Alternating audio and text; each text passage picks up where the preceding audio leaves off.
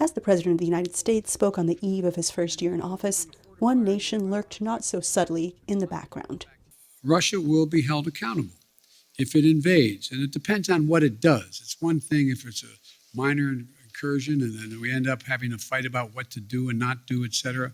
But if they actually do what they're capable of doing with the force amassed on the border, it is going to be a disaster for Russia if they further invade Ukraine, and that our allies and partners are ready to impose severe cost and significant harm on Russia and the Russian economy.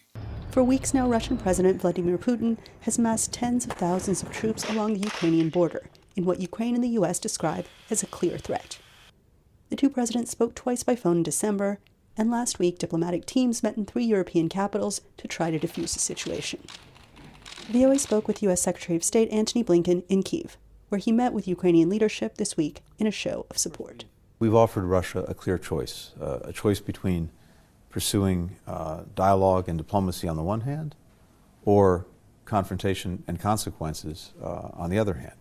And we've just been engaged in an intensive series of diplomatic engagements with Russia, directly between us through the Strategic Stability Dialogue, at NATO with the NATO-Russia Council, at the OSCE, the Organization for Security and Cooperation in Europe. And my hope remains that Russia will pursue that diplomatic path. It's clearly preferable. Biden's critics in Congress say he needs to be firm with Putin. The focus now should be on stopping an invasion, not talking about what happens afterwards. What happens afterwards is not really debatable. The Russians are going to have a very good first day if they invade. After that, the sledding gets very difficult, as they have found out in other places. Occupying a country is very difficult. It's expensive in both blood and treasure. And the president said he has pointed that out to President Putin. And that's something that needs to be underscored as we go forward. Jeremi, Suri, a history professor at the University of Texas at Austin, said that Biden is taking lessons from the Cold War when it comes to communicating with Russia.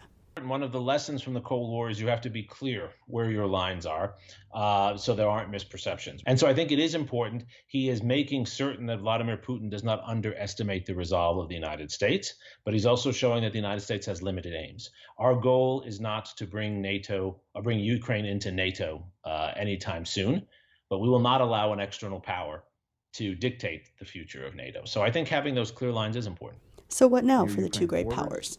Blinken meets Friday with his Russian counterpart for another round of diplomacy. Meanwhile, Biden says Putin can decide on his next move as Ukraine watches and waits. Anita Powell, VOA News, Washington.